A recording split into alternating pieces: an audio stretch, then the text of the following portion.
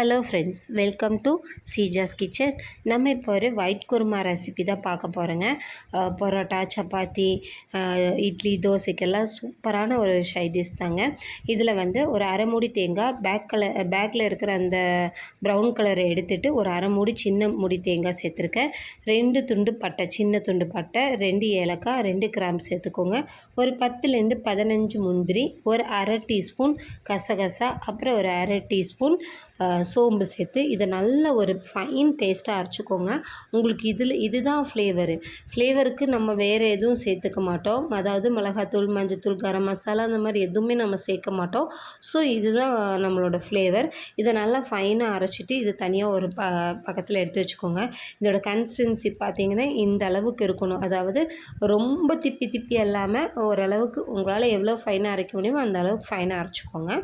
இப்போ நம்ம வந்து ஒரு கடாய் எடுத்துக்கோங்க. அதில் வந்து ஒரு 2 டேபிள் ஸ்பூன் ஆயில் சேர்த்துக்கோங்க.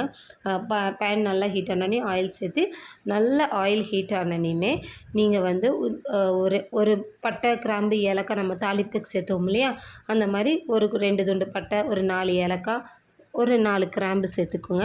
ஏன்னா நம்ம கரம் மசாலா சேர்க்குறதில்ல, மசாலா சேர்க்காதங்காட்டிக்கு உங்களுக்கு ஃப்ளேவர் வரணுங்கிறங்காட்டி தான் நம்ம இதுலேயும் சேர்த்துக்கிறோம். இது நல்லா பொரிஞ்ச உடனே ஒரு பெரிய சைஸ் பெரிய வெங்காயத்தை நீல வாக்கில் கட் பண்ணி வச்சுருக்கேன்.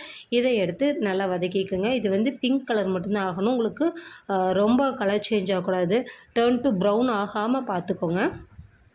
ப்ரௌன் ஆகாத வழிக்கு இதை லைட்டாக நல்லா வதக்கி கொடுத்துக்கோங்க.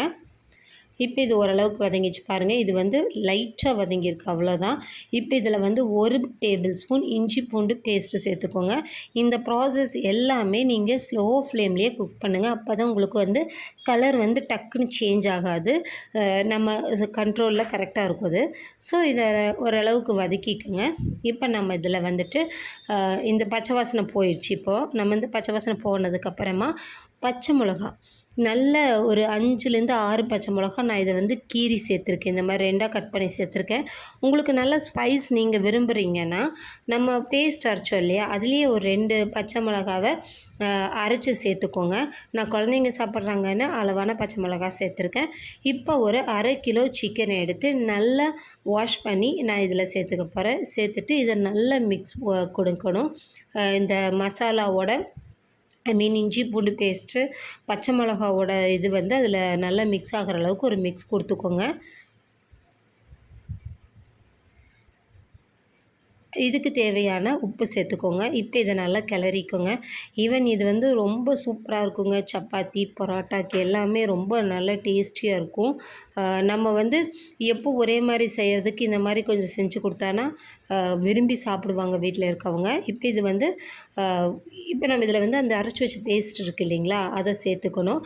அதுக்கு முன்னாடி இதை வந்து ஒரு நல்ல 5 நிமிஷம் வதக்கி விடுங்க. உங்களுக்கு வந்து சிக்கன் வந்து இந்த ஆயிலே வந்து வேகணும். இப்போ நம்ம பேஸ்ட்டை சேர்த்துக்கலாம். பேஸ்ட்டை சேர்த்துட்டு தேவையான அளவு தண்ணி விட்டுக்கோங்க. நம்ம வந்து இப்போ விடுற தண்ணியே, இப்போ எவ்வளோ தண்ணி விடுறீங்களோ வேகிறதுக்கு அதுதான் விட்டுக்கணும். இடையில அப்புறம் கெட்டி ஆயிடுச்சுன்னு சொல்லிவிட்டு அப்புறம் ஊற்றாதீங்க. அப்போ வந்து குழம்போட கன்சிஸ்டன்சி நல்லா இருக்காது. நீங்கள் உங்களுக்கு முந்திரி பருப்பு இல்லைன்னா பொட்டுக்கடலை கூட சேர்த்துக்கலாம். ரொம்பவுமே நல்லாயிருக்கும். இதே திக்னஸ்க்காக தான் நம்ம சேர்க்குறது. ஸோ நல்லா இது பண்ணிவிட்டு நல்லா கொதிக்கணுங்க.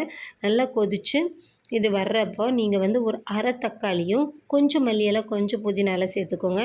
நான் ஈவன் இது ஏன் உங்களுக்கு வதக்கும் போதே சேர்த்துக்கலன்னா உங்களுக்கு கலர் வந்து சேஞ்ச் ஆகிருந்தா, இப்போ நம்ம இது சேர்க்கும் போதே ஒரு லைட் எல்லோயிஷ் ஆகும். இதில் பரவாயில்ல.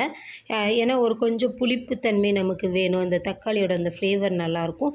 இப்போ இது நல்லா குக் ஆகிடுச்சு. நம்மளோட சூப்பரான மணக்க ஒயிட் குருமா ரெடி ஆயிடுச்சுங்க. இதை நான் இன்றைக்கி பரோட்டா கூட தான் சர்வ் பண்ணுறதுக்காக ரெடி பண்ணியிருக்கேன். கண்டிப்பாக நீங்கள் இதை ட்ரை பண்ணி பார்க்கணும். ட்ரை பண்ணி பார்த்துட்டு எப்படி இருக்குன்னு கமெண்ட்டில் சொல்லுங்கள். என்னோடய சேனலை லைக் பண்ணுங்கள், ஷேர் பண்ணுங்கள். And thank you.